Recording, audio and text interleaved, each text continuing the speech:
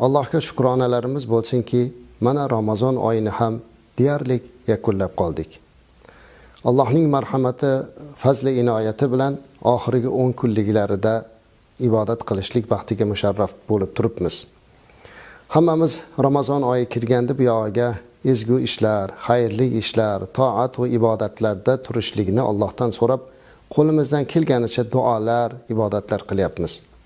Ammo mana shu oxirgi 10 kunligida yanada ibodatni, duoni kuchaytirmoqligimiz kerak. Chunki payg'ambarimiz alayhisolatu vassalam ayni mana shu oxirgi 10 kunlik ichida Qadr kechasi yashiringanligini aytib o'tadilar.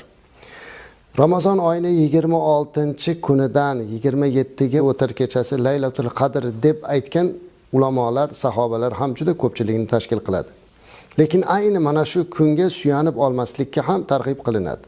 Aslida oxirgi 10 kunlikni mana shunaqa tog' kunlaridan Qadr kechasini izlamoq kerak. Nima uchun Qadr kechasiga bunchalik ahamiyat berildi azizlar?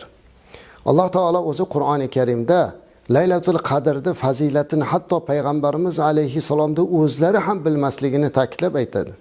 Estaizu billah, inna anzalnahu fi laylatil qadr va ma adraka ma laylatul qadr. Ya'ni Alloh taolo aytayaptiki, biz Qur'oni Karimda Qadr kechasida nozil qildik. Sizga Qadr kechasi nimani bildirdi? Ya'ni siz Qadr kechasi degandan nimani bilasiz deb payg'ambarimiz alayhisalomdan Allohning o'zi so'rayapti.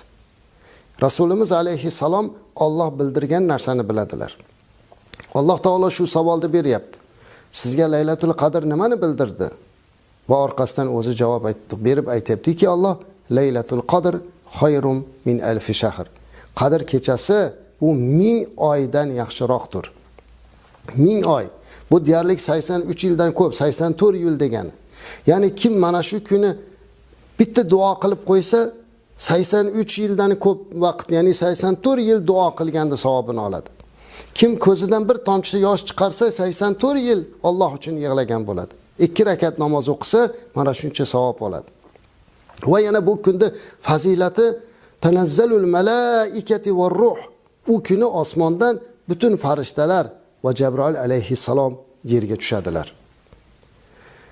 Hammalari Allohning buyrug'i bilan yerga tushadi. Tanazzalul malaikati va ruh fiha bi izni robbihim min kulli amr. Ya'ni o'sha kunda farishtalar va Jabroil alayhissalom boshchiligida yer yuziga tushadi.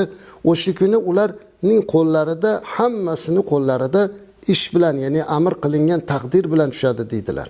Ya'ni o'sha bir yilda butun mo'min bandalarni taqdiri belgilanadi o'sha kuni azizlar. Bizni qadarimiz, o'sha kuni rizqimiz belgilanadi. Ya'ni Alloh haq azza va jalla farishtalarda buyurgan ishi bilan yer yuziga tushib keladi.